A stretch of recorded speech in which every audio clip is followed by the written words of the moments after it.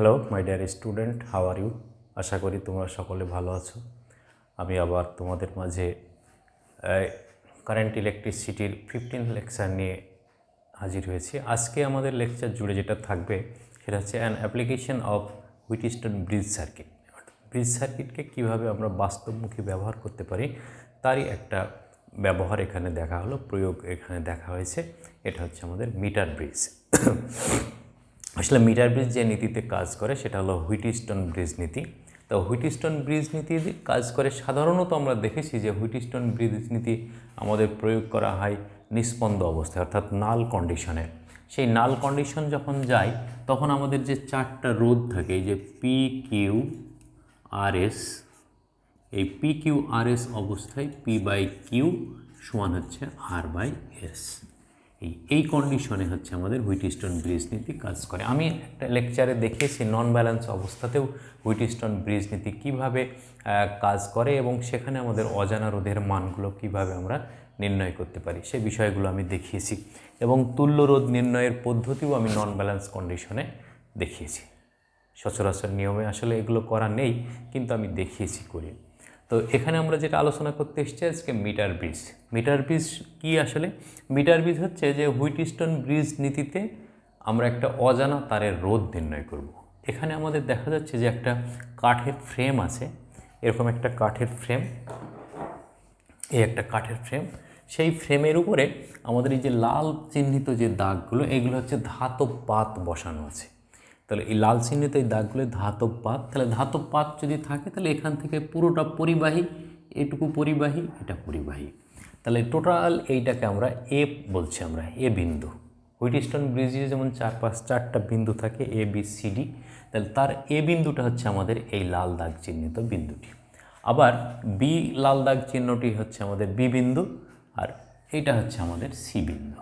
তাহলে আমরা জানি এ এবং বি বিন্দুর মাঝে থাকে পি রোধ, তাহলে এই পি রোধ, আর বি এবং সি এর মাঝে থাকে হলো ডি রোধ, বি এবং সি এর মাঝে কিউ রোধ। তাহলে পি এবং কিউ এই দুইটা রোধের মধ্যে কিউ আমাদের জানা আর পি হলো আমাদের অজানা। তাহলে এই সমীকরণে যদি আমরা আসতে পারি তাহলে পি এর মান আমরা এখান থেকে বের করে ফেলতে পারবো। P is equal to R by S into Q. এই সমীকরণ থেকে আমরা হচ্ছে পি এর মান বের করতে পারবো। এখন সেটারই একটা অ্যারেঞ্জমেন্ট আমরা এখানে দেখিয়েছি। এই যে এসি এই দুই বিন্দুতে একটা তার ব্যবহার করা আছে। এই তারটার দৈর্ঘ্য 1 মিটার। এই 1 মিটার তারের দৈর্ঘ্য, অর্থাৎ এসি যে তার, এসি তারের দৈর্ঘ্য সমান 1 মিটার। এই 1 মিটার সমান হচ্ছে 100 সেন্টিমিটার। এই 1 মিটার তার ব্যবহার করা হয় বলেও অনেকটা এই সার্কিটটার নাম মিটার ব্রিজ। ঠিক আছে, যেহেতু 1 মিটার তার ব্যবহার করা হয়েছে। তাহলে 1 মিটার সমান 100 সেন্টিমিটার। এই প্রতি সেন্টিমিটার তারের রোধ যদি সিগমা ধরি, প্রতি একক দৈর্ঘ্যের রোধ সমান সিগমা। প্রতি একক দৈর্ঘ্যের রোধ সমান সিগমা। এই যে তারটা নিয়েছি আমরা, প্রতি একক দৈর্ঘ্যের রোধ হলো সিগমা। এটাকে আমরা 100 সেন্টিমিটার করে নিয়েছি, তাহলে প্রতি সেন্টিমিটারের রোধ হলো সিগমা। এখন এই এসি তারটা তাহলে কি একটা রোধ, এই রোধটাকে আমরা এমন দুই ভাগে ভাগ করব, যেহেতু আমরা এখানে অলরেডি দুইটা রোধ ব্যবহার করেছি, সেই রোধের মান তাহলে আমাদের একটা রেশিও তৈরি করে রেখেছে পি বাই কিউ। এখন এই এসি তারটাকে এমন দুই ভাগে বিভক্ত করব যেন পি এবং কিউ যে রেশিও অনুযায়ী আছে সেই রেশিওটা তারা ফলো করে। তার জন্য কি করেছি আমরা, এ এবং সি বিন্দুর মাঝে হুইটস্টোন ব্রিজের ন্যায় একটা তড়িৎচালক শক্তি ই এবং একটা চাবি কে সংযুক্ত করেছি আমরা একই রকমের। তাহলে এখন যদি এই সুইচ অন করি তাহলে এর মধ্য দিয়ে তড়িৎ প্রবাহ চলবে। তাহলে এই তড়িৎ প্রবাহ চলাকালে আমরা বি বিন্দু এবং এখানে যে বিন্দুটা নির্ণীত হবে সেই বিন্দুটার নাম হবে ডি বিন্দু। সেই ডি বিন্দু, এই ডি বিন্দুটা এখন মুভিং বিন্দু, কারণ এটা ফিক্সড হয়নি এখনও। এই দুটার মাঝে একটা গ্যালভানোমিটার থাকে, যেই গ্যালভানোমিটার, তাহলে এই গ্যালভানোমিটারটা এখানে যুক্ত করে দিয়েছি। দিই এখন কি করছি আমরা, যে এই এসি তারের যে কোনো এক প্রান্ত থেকে এই জকিটা, এটা একটা জকি, এটা তারের উপর দিয়ে মুভিং মুভ করতে পারে এবং কানেক্টেড, তারের সঙ্গে কানেকশন থাকবে, তড়িৎ প্রবাহিত হবে কিন্তু চলাচল করতে পারবে।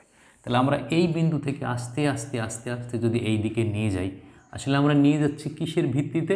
এই জকিটা যেখানে স্পর্শ করে থাকবে সেই বিন্দুটা হচ্ছে দুই ভাগে বিভক্ত করে দেবে এই এসি তারের রোধকে। তাহলে যখন এই দিকে যেটা থাকবে সেটা যদি আমাদের এস হয়, এই দিকে যেটা থাকবে সেটা আমাদের হলো আর।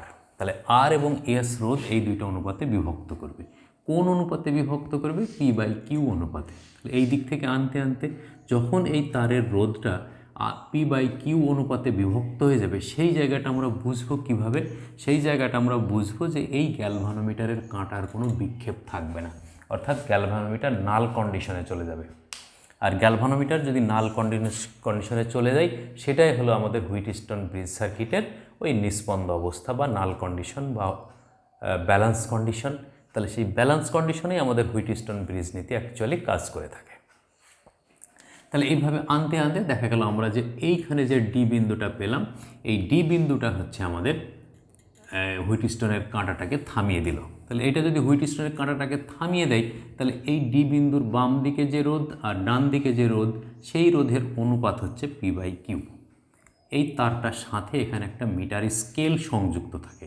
তাহলে সেই স্কেল থেকে আমরা দেখে নিলাম যে এই দিকের দৈর্ঘ্য হলো L সেন্টিমিটার। তাহলে এদিকের দৈর্ঘ্য কত হবে? 100 - L। এই তাহলে এই তারটাকে আমরা দুই ভাগে বিভক্ত করে ফেললাম। এখন বলা আছে একক দৈর্ঘ্যের রোধ হলো সিগমা। তাহলে এল দৈর্ঘ্যের রোধ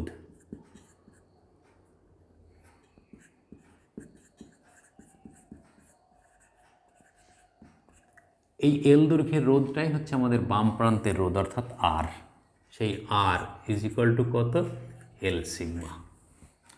আর 100 - L দৈর্ঘ্যের রোধ S is equal to 100 - L sigma. তাহলে এখন যদি আমরা এটাকে বসিয়ে দিই যে P/Q সমান R/S, তাহলে এই আর এর মান কত?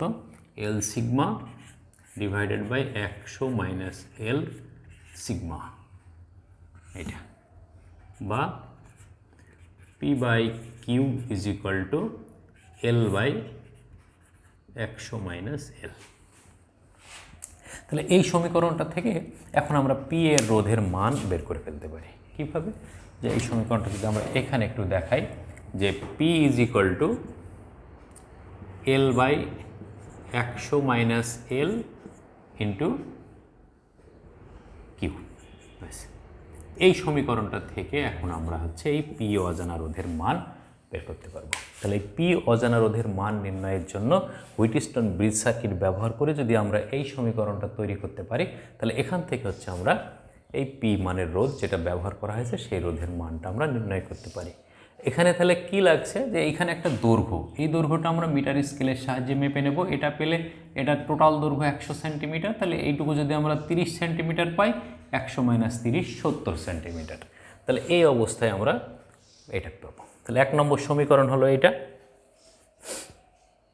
তাহলে হুইটস্টোন ব্রিজ নীতি ব্যবহার করে আমরা এই বাম ভাগে ব্যবহৃত পি রোধের মান নির্ণয় করলাম। এটা পিটা কী ছিল? একটা অজানা তারের রোধ ছিল, এই সরি অজানা রোধের তার ছিল, এরকম একটা তার।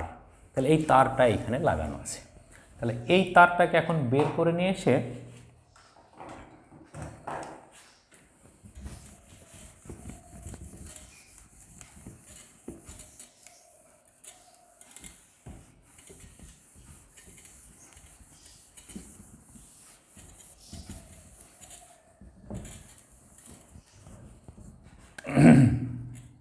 P is equal to L/100 - L into Q. এইটা হলো আমাদের রোধ নির্ণয়ের সূত্র। এখন এই P যে তারটা ব্যবহার করা হয়েছে, এই তারটাকে যদি আমরা ওখান থেকে নিয়ে আসি, নিয়ে এসে এই P রোধের তারের দৈর্ঘ্য আমরা নির্ণয় করলাম এক্স। এই যে তার, এই তারটার যে দৈর্ঘ্য সেটা একটা মিটার স্কেলের সাহায্যে মেপে নিলাম, সেই দৈর্ঘ্যটা হলো এর এক্স। এর ব্যাসার্ধ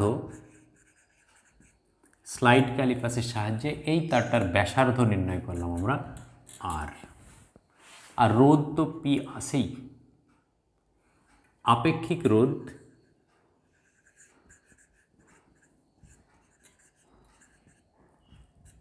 রো, এই যে তারটা ব্যবহৃত হয়েছে এই তারের আপেক্ষিক রোধ হলো রো। আমরা জানি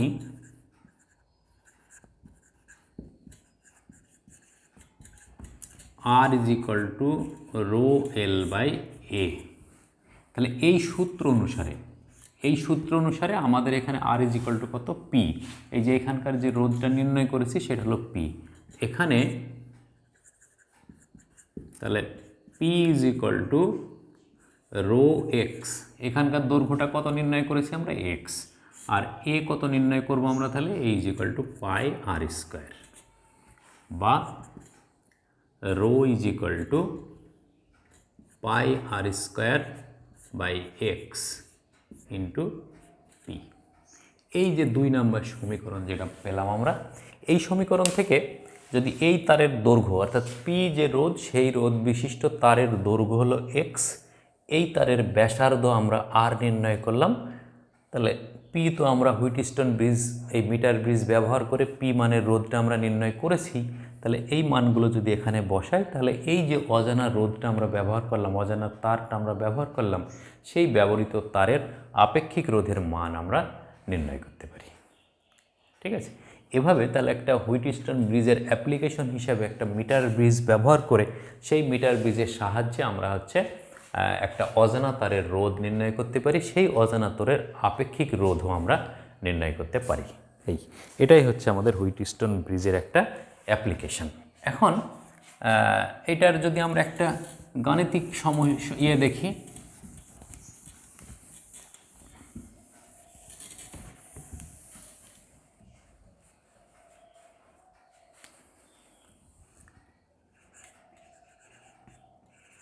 একটি মিটার ব্রিজের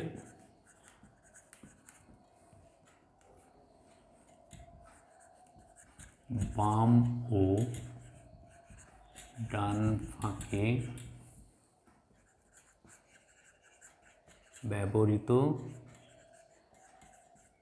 রোধের মান 10 ওহম ও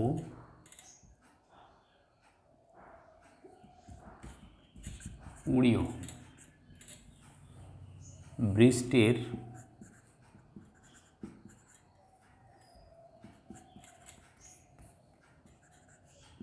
বাম প্রান্ত থেকে কত দূরে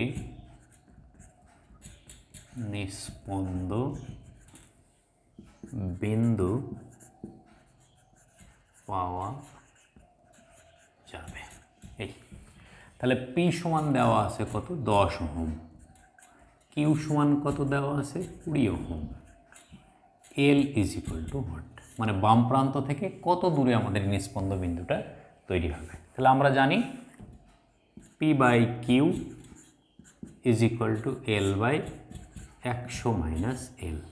ঠিক, তাহলে এখন যদি আমরা পি কিউ এর মান বসিয়ে দিই, তাহলে কত পাবো, 10 by 20 is equal to L by 100 minus L. তাহলে সেই ক্ষেত্রে 100 minus L is equal to 2L, বা 3L is equal to 100, L is equal to 33.33 centimetre. এই